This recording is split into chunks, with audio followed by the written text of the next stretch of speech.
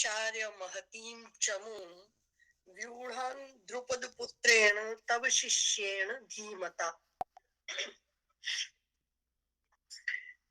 आचार्य आपके बुद्धिमान शिष्य द्रुपद पुत्र धृष्टद्युम्न के द्वारा बड़े व्यूह में रखी गई ये सेना, पांडु पुत्रों की इस भारी सेना को आप देखो। ऐसा दुर्योधन ने आकर द्रोणाचार्य को बताया। अब द्रोणाचार्य ना तो सेनापति हैं, ना ही द्रोणाचार्य आज के युद्ध के संचालक हैं, लेकिन फिर भी वो अपने इनके पास आया है, व्यंग करने के लिए आया है। अब उसको कुछ समझ नहीं आ रहा दुर्योधन को, वो थोड़ा भयभीत भी हो गया है और वो ये कहता है कि देखो, अब ये जो तव शिष्य बड़ा, जैसे हम कभी कभी बहुत चुभती बात कहना चाहते हैं तो बड़े बीच में से निकाल के शब्दों को बोलते हैं, वही बात दुर्योधन ने कही कि ये जो आपका शिष्य है ना, द्रुपद का पुत्र धृष्टद्युम्न, द्रुपद का पुत्र कब से द्रोणाचार्य का शिष्य हुआ? इसके पीछे एक कथा आती है कि द्रुपद और द्रोणाचार्य ये दोनों सहपाठी थे और ये दोनों ही भाई थे, मतलब गुरु भाई थे। और वहां पर दोनों ने विद्या प्राप्त की। विद्या प्राप्त करने के बाद द्रुपद अपने घर आ गए, द्रोणाचार्य अपने घर चले गए और वहां पर इनका कृपि से विवाह हो गया। कृपि से विवाह होने के बाद इनका पुत्र हुआ और ये बहुत अपने आप में बहुत स्ट्रॉन्ग कैरेक्टर माने जाते थे और इन्होंने कभी दान नहीं लिया और इन्होंने किसी से मांगा नहीं। और इस तरह, और ये ठीक है कि ये अपने आप में बड़े शक्तिशाली थे, बलशाली थे, स्वयं में बहुत निष्ठ थे, लेकिन इस निष्ठा से घर नहीं चला करता है। तो इनका पुत्र जो था, वो जो कृपि थी, वो रोज चावल का, आटे का, किसी का पानी बना के उसको दूध कह के पिला देती थी बच्चे को अपने। तो एक बार किसी ने बुलाया और बुलाकर ना उसको असली वाला दूध पिलाया और बोला, देख तेरे माँ बाप तो तुझे दूध भी नहीं दे सकते हैं। तो ये एक कृपि को ये बात बहुत लग गई कि मैं कैसी माँ हूँ, हम कैसे पिता हैं, माता पिता हैं, कि हम अपने बच्चे को दूध भी नहीं दे सकते। उनको बहुत खल गई ये बात। जब उनका बच्चा रोता हुआ आया और बोला कि आप मुझे दूध नहीं देते हो, आप तो मुझे मतलब आटे का पानी बना के देते हो, चावल का पानी दे देते हो दूध के नाम से, तो इन्हें बहुत अपने अच्छा नहीं लगा। तो कृपि ने कहा कि तुम तो कहते हो कि द्रुपद आपका भाई है, द्रुपद आपका मित्र है, आप दोनों एक गुरु से पढ़े हो, तो आप उसके पास जाके सहायता क्यों नहीं मांग लेते? और कुछ ज्यादा नहीं, आप एक गाय ले लो, कम से कम हम अपने बच्चे की परवरिश तो कर पाएंगे। मतलब बहुत कहने पर द्रोणाचार्य तैयार हुए, वो द्रुपद के यहाँ गए, द्रुपद को देखा और जाके इन्होंने गले लगा लिया द्रुपद को, जो द्रुपद को बिल्कुल अच्छा नहीं लगा, क्योंकि उस समय द्रुपद राजा थे। एक राजा के दरबार में, भरे दरबार में एक ब्राह्मण आया और उसने गले लगा लिया। ये बात द्रुपद को अच्छी नहीं लगी। तो द्रुपद ने कहा कि तुम्हारी मेरी मित्रता नहीं हो सकती, तुम ब्राह्मण हो, ब्राह्मण होने के नाते कुछ मांग लो, वो ठीक है, लेकिन हम मित्र नहीं हो सकते। अब द्रोणाचार्य को ये बात खल गई कि हम दोनों एक गुरु के शिष्य हैं। उस समय तो आप इतनी बड़ी बड़ी बातें करते थे कि हम दोनों भाई हैं, हम दोनों आधा आधा है, ये है वो है, और आज अगर मैंने गले लगा लिया तो आपको पसंद नहीं आया। तब से इन दोनों में खटपट हो गई और बिना कुछ मांगे द्रोणाचार्य वहां से चल दिए, चले गए। समय हुआ, अब उसके बाद इन्होंने पांडुपुत्रों को शिक्षा दी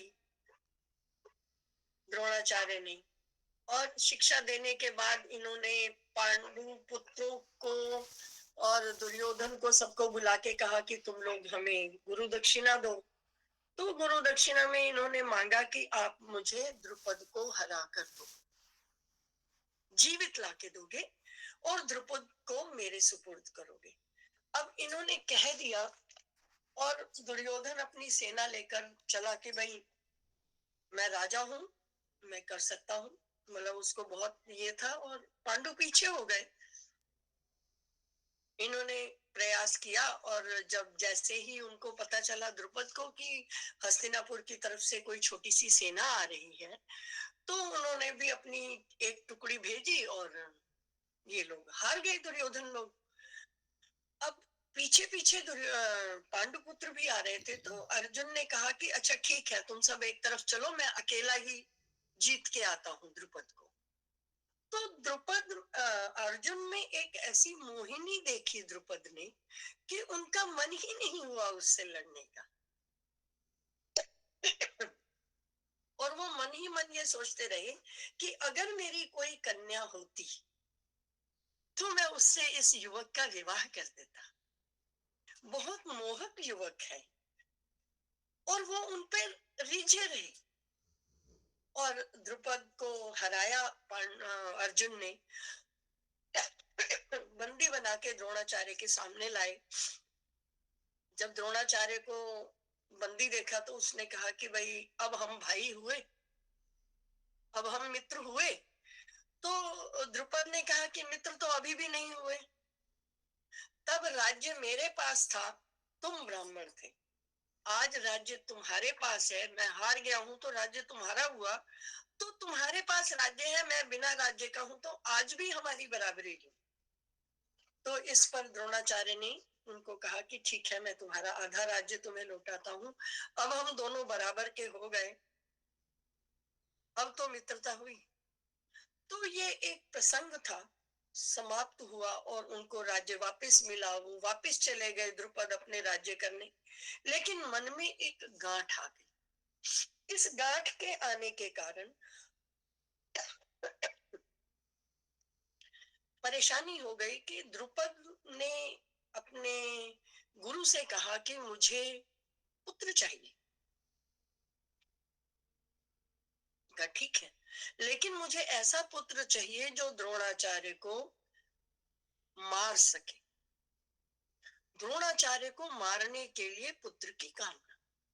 तो इनके गुरु ने कहा कि मैं तो नहीं, याज ने कहा मैं तो नहीं, उपयाज करवा देगा, वो उनका भाई था, कि वो ऐसा यज्ञ करवा सकता है, मैं किसी को मारने के लिए किसी को संतान नहीं दूं। उनके बड़े भाई के पास गए और इन्होंने यज्ञ किया। उस यज्ञ के करने से फल के रूप में सबसे पहले याज्ञ सैनी का जन्म हुआ, जो द्रौपदी कहलाई, याज्ञसेनी कहलाई, और द्रुपद की पुत्री होने के नाते द्रौपदी कहलाई।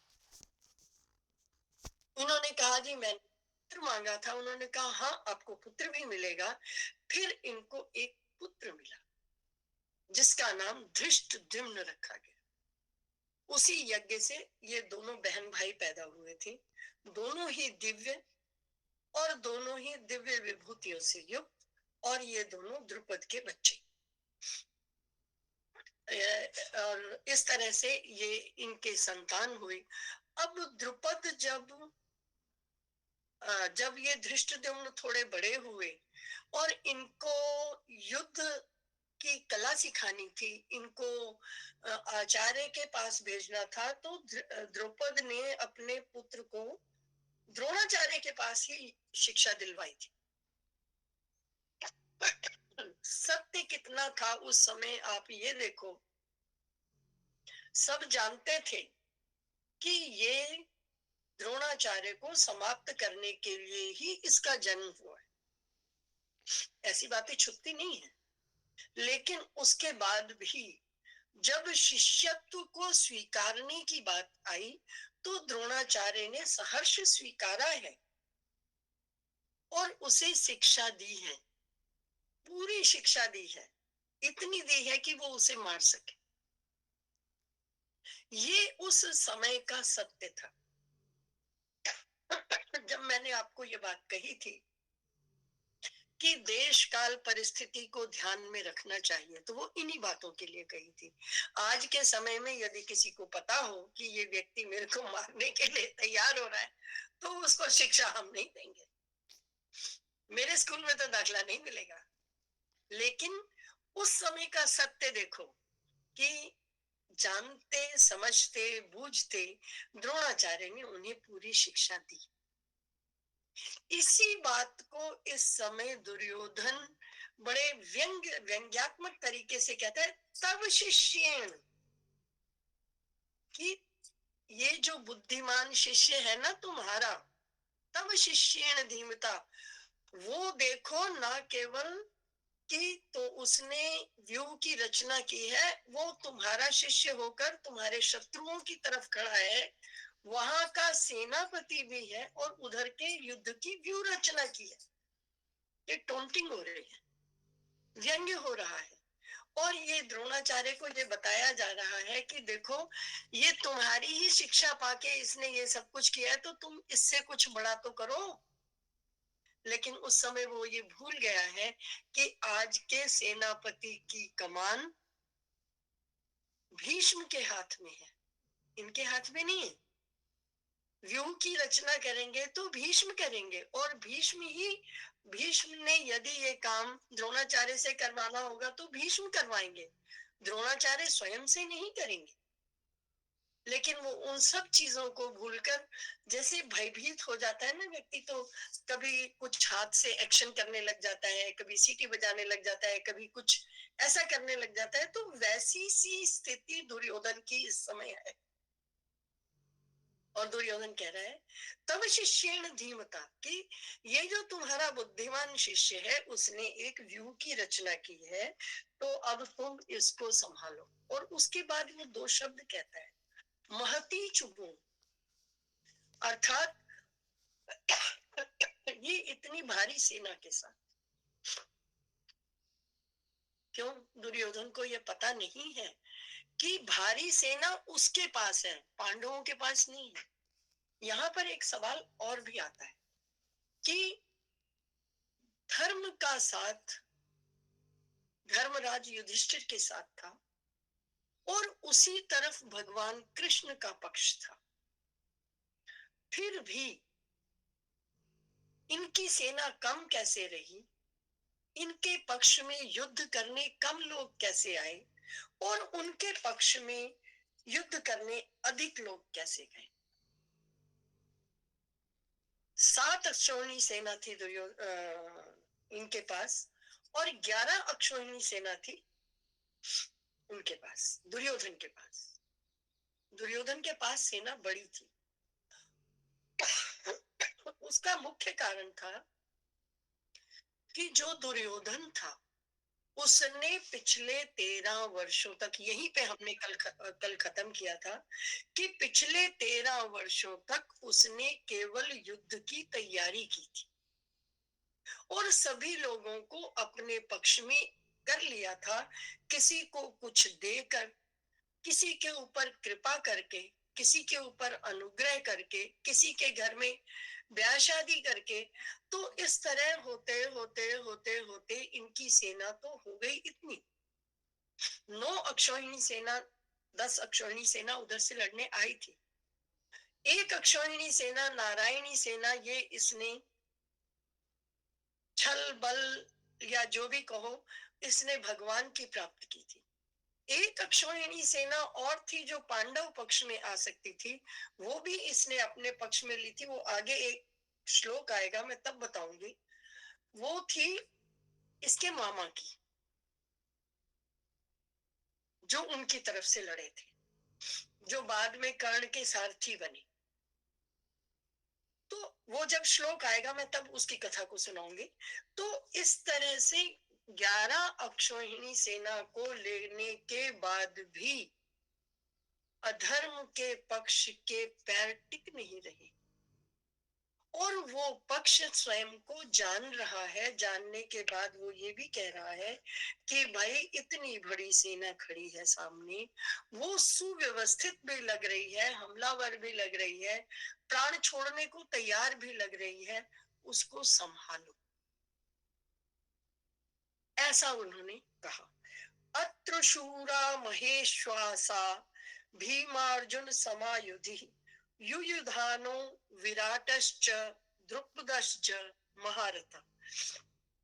युद्ध में पहले जैसे आजकल कैप्टन कर्नल और ये सब होते हैं, पहले रथी महारथी अतिरथी इस तरह से हुआ करते थे। तो सेना में बड़े बड़े धनुष, महेश्वासा बड़े बड़े धनुषों वाले भीम और अर्जुन के समान शूरवीर कौन कौन? सत्यकी, विराट, महारथी राजा द्रुपद, धृष्टकेतु उनके पुत्र, चेकितान बलवान काशीराज, पुरुजित, कुंती भोज, ये सारे मनुष्यों में जो श्रेष्ठ हैं, युद्धा पराक्रमी हैं, बलवान हैं, उत्तमौजा हैं, सुभद्रा पुत्र अभिमन्यु और द्रौपदी के पांचों पुत्र। मैं श्लोक पढ़ती हूँ। अत्र शूरा महेश्वासा भीमार्जुन समायुधि भीमार्जुन समायुधि युयुधानो विराटश्च द्रुपदश्च महारथः धृष्टकेतुश्चेकितान् काशीराजश्च वीर्यवान् पुरुजित् कुन्तिभोजश्च शैव्यश्च नरपुङ्गवः युधामन्यश्च विक्रान्त उत्तमौजाश्च वीर्यवान् सौभद्रो द्रौपदेयाश्च सर्व एव महारथाः। ये सभी महारथी उस तरफ से युद्ध करने आएंगे। और वो ये कहता है कि ये सारे ही युद्ध की इच्छा से आए हैं, लड़ने ही आए हैं। ये ऐसा दुर्योधन को क्यों कहना पड़ा? इसलिए कहना पड़ा कि वो ये जानता है कि मेरे पक्ष में लोग किसी कारण से खड़े, लोग मेरे पक्ष में युद्ध करने के लिए हों, केवल इसलिए युद्ध कर रहे हों ऐसा नहीं है। भीष्म मेरी तरफ से क्यों खड़े हैं वो जानता है। भीष्म नहीं होते तो कृपाचार्य द्रोणाचार्य भी शायद नहीं होते, ये भी वो जानता है। कितने ही लोगों को एहसानों तले दबाकर, कितने ही लोगों पर कृपा करके, कितने ही लोगों को अपने पक्ष में खड़ा रखने के लिए उसने जतन किए, बहुत प्रयत्न किए हैं कि वो व्यक्ति उसकी तरफ से खड़ा हो जाए। अब इतने सारे यत्न करने के बाद यदि कोई आपके पक्ष में लड़ भी रहा है और वो मन से नहीं लड़ रहा है, तो आपके युद्ध में विजय होने की संभावनाएं तो आप जानते ही हो। आपकी तरफ से वो मरेगा, ये ठीक है, और सामने वाला मारेगा, ये भी ठीक है। लेकिन जब मन से लड़ाई नहीं है तो आपके विजय की कितनी संभावनाएं। और ये बात दुर्योधन अच्छे से जानता है और वो ये कह रहा है कि चाहे कुछ भी हो जाए, कि ये जो भीम और अर्जुन के समान बड़े बड़े महारथी हैं, युयुधान है, विराट है, द्रुपद है, धृष्टकेतु है, चेकितान है, काशीराज है, पुरजित है, कुंती भोज है, शैव्य है, युधामन्यु है और उत्तमौजा है, ये सारे के सारे अतिरथी महारथी दुर्योधन के सामने शत्रु बनकर खड़े हैं। और वो इसको अंदर खाते डरा भी नहीं, क्योंकि पर्सनल भी इनसे एक दुश्मनी है और फिर वो खड़े भी शत्रु पक्ष में। डबल लड़ाई, डबल मन से लड़ाई लड़ने के लिए इनके सामने खड़े हैं, तो वो दुर्योधन को बर्दाश्त नहीं हो पा रहा है।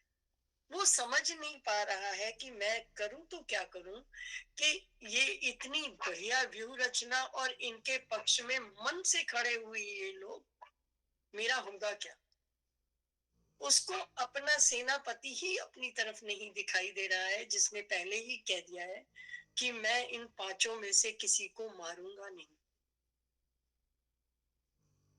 अवश्य ही तुम हारोगे नहीं, लेकिन इन पांचों में से मैं किसी को मारूंगा ही नहीं, ये वो जानता है। और इस जानने के परिप्रेक्ष्य में उसकी मन स्थिति इतनी खराब हो गई है कि वो उसको समझ ही नहीं आ रहा कि अब वो करे तो क्या करे। और वो अनर्गल बातें करने लग गया है। वो ये कहता है कि देखो ये क्या किस किस तरह से है। पुरुजित और कुंतीजित ये दोनों कुंती के भाई थे। अब कुंती के साथ इन्होंने कितना कितना अनर्थ किया है ये कुंती से छुपा नहीं है, और अगर उसका भाई सामने खड़ा है तो वो खून का प्यासा है मेरा। बहुत बढ़िया से ये बात दुर्योधन जानता है, और वो उन्हीं बातों को याद कर करके परेशान हो रहा है। और वो ये कह रहा है ये इतने विक्रांत हैं, ये इतने वीर्यवान हैं, ये जो काशीराज है, ये जो दृष्ट केतु है, पुरुजित है, कुंती भोज है, ये इतने वीर्यवान है, ये इतने वीर हैं, महारथी हैं कि इनसे ये सामने खड़े हैं। और अगर उसके आगे की बात करूं तो कह रहे हैं कि द्रौपदी आश्चर्य, तो द्रौपदी के पांचों पुत्र खड़े हैं जिन्होंने अर्जुन से शिक्षा ली। और अर्जुन उस समय के विश्व के सबसे बड़े धनुर्धर थे, उनसे बड़ा धनुर्धारी कोई हुआ नहीं। और इतने सारे लोगों के सामने खड़े होने से, और उसके बाद अभिमन्यु भी है जो आगे चलकर तो युद्ध के अंदर वो अकेले भी प्रवेश कर गए, जिनकी वीरता के लिए तो भगवान कृष्ण कहा करते थे कि ये इतिहास रचेगा। तो ये सारी बातें किसी से छुपी नहीं थी, दुर्योधन से भी नहीं। और वो उन सब बातों को जानकर जब एक साथ उसने सारे लोगों को सामने देखा तो उसको समझ नहीं आई कि वो क्या करे। एक एक व्यक्ति को मारने के लिए ये जो पांचों भाई थे, ये तो थे ही, अब तो उनके बच्चे भी खड़े हैं। द्रौपदी के एक एक से एक एक बच्चा भी था, वो पांचों भी वही हैं। और वो इन सब को देखकर कहता है कि शस्त्र और शास्त्र विद्या में जो निपुण होता है उसको कहते हैं महारथी। और एक एक योद्धा में 10,000 धनुर्धारी योद्धाओं का बल होता है जो युद्ध का संचालन करता है। तो इतने इतने बलशाली योद्धाओं के होते हुए मेरे जीतने की कितनी संभावना है ये वो जानता था।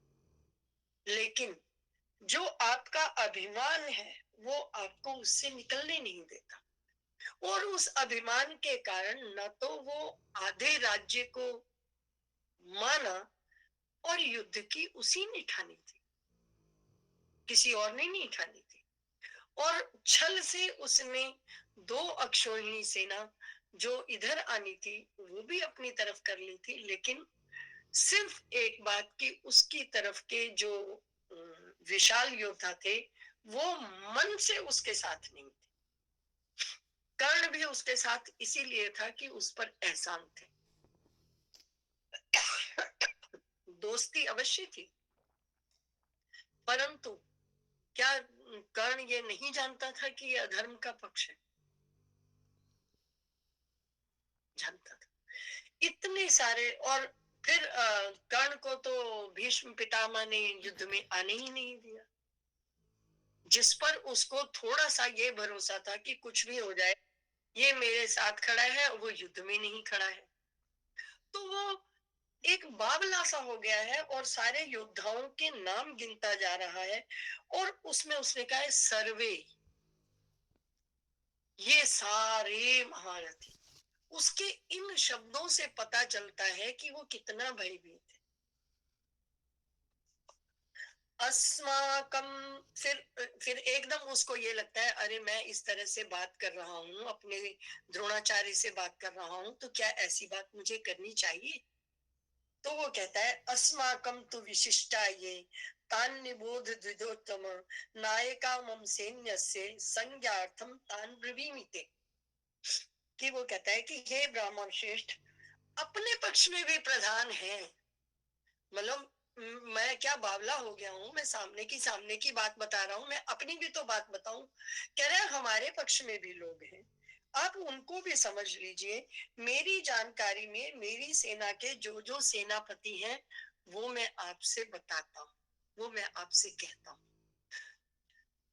ये कितनी अजीब दशा है कि दो पक्ष खड़े हुए, एक पक्ष के दिमाग में विषाद आया और एक पक्ष के दिमाग में भय आया। अगर हम दुर्योधन और अर्जुन की स्थिति को लें तो दुर्योधन की स्थिति भयभीत वाली है। वो सामने वाले योद्धा को अपने योद्धा से कहीं बड़ा करके देख रहा है और वो अपनी और उसमें उसको संख्या बल का गुमान ही नहीं है। संख्या होते हुए भी संख्या के ऊपर उसको कोई अभिमान नहीं हो रहा है। जिस बात का उसे अभिमान होना चाहिए वो उसके पक्ष में है ही नहीं। और वो ये कह रहा है कि नहीं, फिर एकदम उसको लगा कि मैं अपने आचार्य से किस तरह से बात कर रहा हूँ, मैं अपने आचार्य से क्या कह रहा हूँ। तो कह रहे नहीं नहीं नहीं नहीं, हमारे पक्ष में भी लोग हैं, आप उनकी भी बात सुनो। आपकी जानकारी के लिए मैं उनका भी आपको बताता हूँ।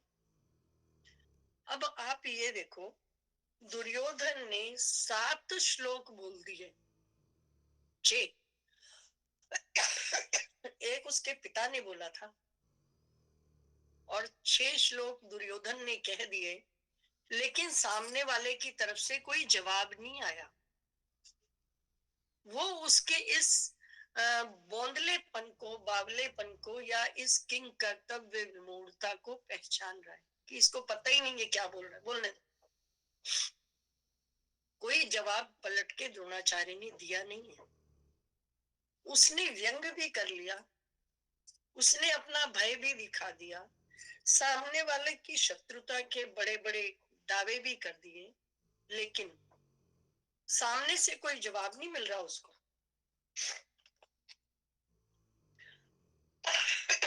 तो वो कहता है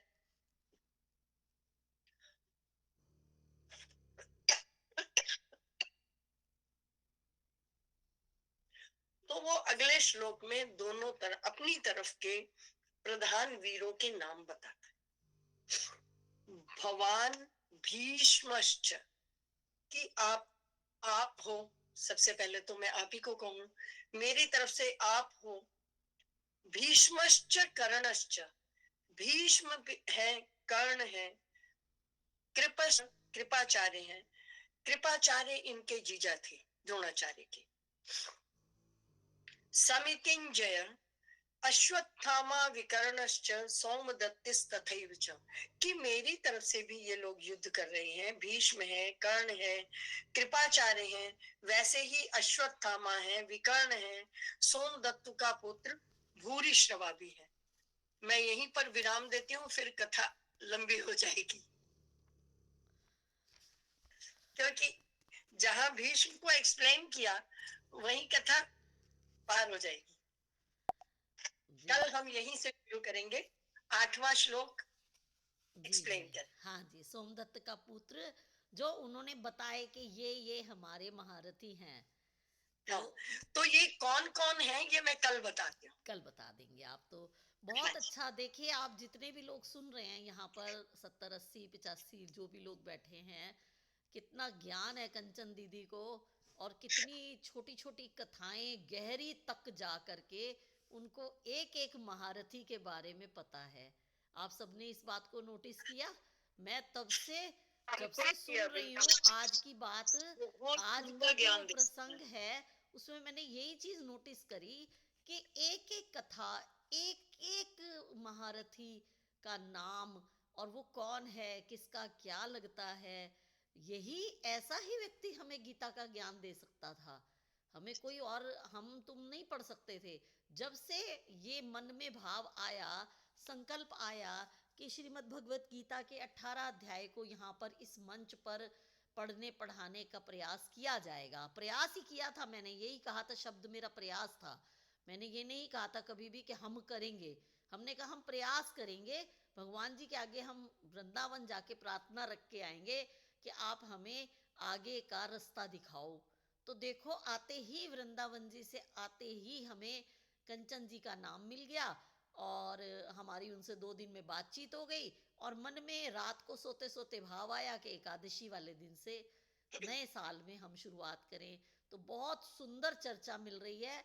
आप सभी से निवेदन है कि बजाय रिकॉर्डिंग सुनने के, रिकॉर्डिंग आप सुनिए परंतु लाइव आप जरूर सुनिए, क्योंकि जो भाव आमने सामने बात कह रहा है कोई व्यक्ति और हम उसकी आंखों से सुन रहे हैं। आप कोई भी बात किसी को रिकॉर्ड करके भेज दो और उसके अलावा आप आमने सामने बैठ के बात करो, उसका बहुत फर्क होता है। हम क्लास में, स्कूल में टीचर की सुनते हैं तो उसका बड़ा असर होता है, अदर देन के हम किसी की कॉपी लेकर के होमवर्क को कॉपी पेस्ट कर दें। तो ये आपका, आप सब की तरफ से, क्योंकि सभी लोग ऑडियो खोलेंगे तो यहाँ थोड़ा सा अव्यवस्था हो जाती है। आप सभी की तरफ से हम कंचन जी का धन्यवाद करते हैं और आज कंचन जी ने बिल्कुल परफेक्ट 4:40 पर हमें छोड़ दिया। हाँ, उन्होंने कहा ये बच्चे बड़े वो है शरारती, बीच में कह देते हैं दीदी टाइम हो गया, है ना। तो बच्चे शरारती भी हर क्लास में नहीं होते ना, किसी किसी क्लास में बच्चे शरारती होते हैं, तो यहाँ के बच्चे थोड़े शरारती हैं। तो धन्यवाद आपका बहुत बहुत कंचन जी। और कल का सेशन हम इसी दोहे से आगे प्रारंभ करेंगे। 8 नंबर दोहे पर विश्राम हुआ है आज का। तो हाँ जी, 8वें श्लोक पे विश्राम हुआ है, 8वें हम श्लोक यहीं पर, से आरंभ तो हम करेंगे। आज से जी ना थोड़ा लिखना शुरू कर देंगे, जैसे कि हम श्री रामचरितमानस में और श्री शिव पुराण में आप लोगों को बता देते थे। तो वैसे तो देखिए, सुनने का आनंद अलग है, यहाँ कोई श्लोकों में हमें जाना नहीं। संस्कृत बड़ी शुद्ध पढ़ रहे हैं दीदी और अर्थ बड़ा शुद्ध पढ़ रहे हैं। नीलम जी, नीलम चुग जी, आप बताइए, 1 मिनट के अंदर आप बताइए, फिर श्री सुंदरकांड जी पढ़ते हैं। कैसा अनुभव है आपका? अनुभव तो हम एक्सप्लेन तो नहीं कर सकते पूरी तरह से, लेकिन मैं इतना चाहूंगी कि जितना ज्ञान हमें कंचन दीदी से मिल रहा है, हमारे ये परम सौभाग्य हुए हैं। हमें प्रभु की तरफ से ये प्रेरणा मिली है, हमें गुरुदेव का ये आशीष मिल रहा है कि हमें इतना बड़ा ज्ञान मिल रहा है, वरना कभी जिंदगी में भी कभी नहीं सोचा था इतना ज्ञान हम घर बैठे, रजाइयों में बैठ के, अपने घर बैठे, कैसे भी बैठे हमें ये ज्ञान प्राप्त हो सकता है। देखिए वही देखो, बात आ गई सबसे ना बड़ा नीलम जी, धन्यवाद है दीदी आपका। यूट्यूब पर आप जो कुछ मर्जी ढूंढो आपको सब कुछ मिल जाता है, परंतु जो चीज हम आमने सामने बैठकर सुन रहे हैं उसका अलग एक आनंद है। मैं ऐसा समझती हूँ। नहीं तो यूट्यूब लगाओ, कितने ही कुछ मिल जाता है, लेकिन वो चीज जो आनंद लाइव सुनने में आ रहा है वो नहीं आता। क्योंकि आपने सुबह से तैयारी करी सबने कि 4 बजे हमें बैठना है, तैयार हुए, मन बुद्धि शांत की, अपने आप को फ्री किया, वो सब चीजें हमारे ऊपर असर करती हैं। तो ऐसा है जैसे हम टीवी में भी सीरियल देखते हैं, लेकिन इतनी गहराई की बातें हमें आज तक मुझे खुद नहीं भी था, पता नहीं था, मुझे भी नहीं पता। जितनी गहराई से हमारी दीदी अब बता रहे हैं। सच में, रियल में बहुत बहुत धन्यवाद। जी मैं जी उस प्रभु का सबसे पहले धन्यवाद करती हूँ जिन्होंने, प्रभु ने आपका साथ हमें दिया। हमें दिया है। प्रभु का जी धन्यवाद, इस समय का धन्यवाद, हम सबको जोड़ने के लिए इस सारे विश्व का धन्यवाद कि जी, इस सारे समय को यहाँ पर संग्रहित किया। संग्रहित किया। धन्यवाद बहुत बहुत सभी का।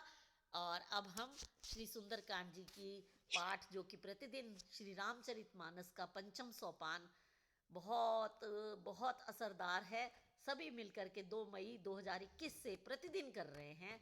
आज हम सब मिलकर के श्री सुंदरकांड जी का पाठ प्रारंभ करते हैं। बोल सियापति रामचंद्र महाराज की जय। पवन सुत हनुमान की हनुमान जी की जय। ओम श्री परमात्मे नमः। प्रणव पवन